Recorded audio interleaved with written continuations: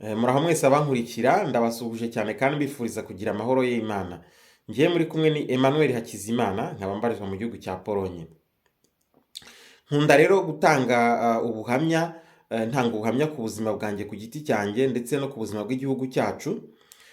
Kubera ko abantu benshi bagiye bankurikira bakambwira bati rero ibiganiro byawe biradufasha, ubuhamya bwawe buradufasha ndetse buradufasha cyane ku mutima kandi bukadufasha kubaka ubuzima bwa roho ndetse n'ubw'umubiri.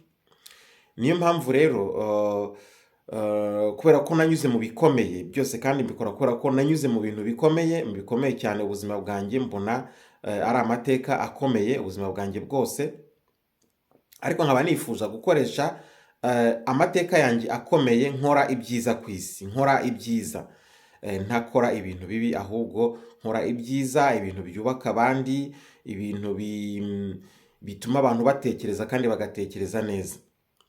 Ndetse no mu buhamya nyine abantu bampa ni uko nyine ubuhamya bubafasha kandi bugatuma bamenya ukuri kw'ibibera ku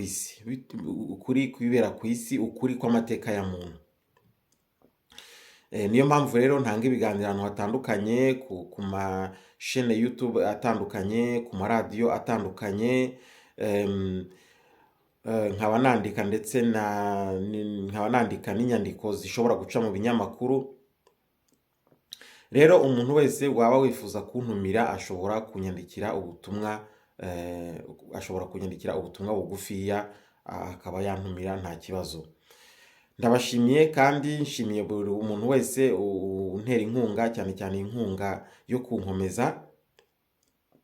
N'uwabona indi nkunga wese nawe ndayimushimiye, ariko icyo ngamije cya mbere nyine ni ukugira ngo ikiremwa muntu kibeho kandi kibe mu mahoro kandi cyishimye. Murakoze, mukomeze mugire amahoro y'Imana.